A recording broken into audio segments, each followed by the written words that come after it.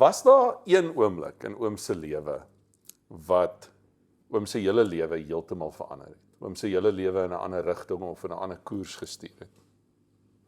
Weet jy, as ek nou, daar's twee dinge. Nee. Ja, daar was. Kom ek sê, my rugbyloopbaan was dit, toe ek nou op Goudstad Onderwyskollege, nou my laaste jaar. En ons as Goudstaders het nooit kans gehad om vir Transvaal te speel nie. Ons was omtrent nie ooit genooi na die proewe toe nie, want ons was 'n tweede liga klub. Alhoewel ons is onder 20s die liga gewen het, die Transvaalse liga, maar ons was nooit gereken. En dit was in die rugbypolitiek, al kan jy glo van daai jare af rugbypolitiek. En die ding wat 'n verandering in my lewe gemaak het, was toe ek die brief van Heli Smit afgekry het, wat gesê het, kom Vrystaat toe. Ek sê altyd, gelukkig vir my en Sari, ons het altyd goeie besluite gemaak. Daar's min besluite wat ons gemaak het, wat sleg was nie. Ons het goeie besluite gemaak, ten opsigte van ons gaan. Maar ons het ook gevra. My afrigter van Goudstad, my koshuisvader, Dr. De Beer, Piet Kreer, my afrigter, wat gesê het, jou kans in Transvaal is 0. Gaan Vrystaat toe.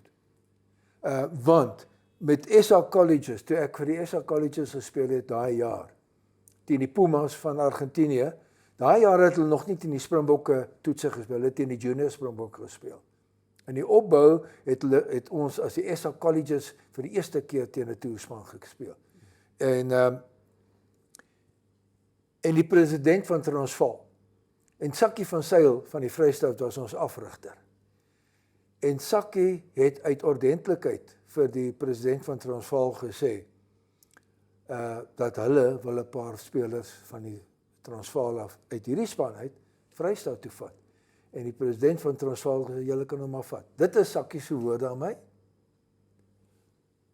Daarna toe ek daar was, jy sal nooit Transvaal speel nie. Omdat jy nie vir 'n Diggers of vir 'n wat ook al klub gespeel het nie. En dit is hoe dit daai jare was.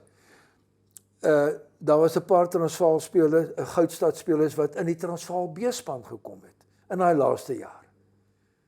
En ek sit by die oefening, want ek het nie 'n kar gehad nie. So ek klim by Braamfontein op die trein, dan ry ek Ellispark toe, klim ek by Ellispark van die trein af, dan gaan sit ek en wag, die oefening gaan nou begin. Toe kom die Transvaal afrigter daaraan. Nadat 'n ou alreeds paar weke vir die B-span teen die A-span oefen, toe vra hy vir my, wie's ek? Toe ek is Schermeshuis oom. Toe sê hy, wat 'n klub? Toe sê ek, Goudstad. Toe sê hy, ja, maar dis mos 'n tweede liga klub. Toe sê ek, ja. Maandag, toe kry ons afrigter die boodskap van Transvaal, al die Goudstaders moet Sub-Unie toe gaan. Nou Sub-Unie was die tweede liga span van Transvaal. So, dit my geleentheid as ek waar ek was. Ek dink nie, my beste besluit wat ek gemaak het in daai tyd vir rugby was om Vrystaat toe te gaan.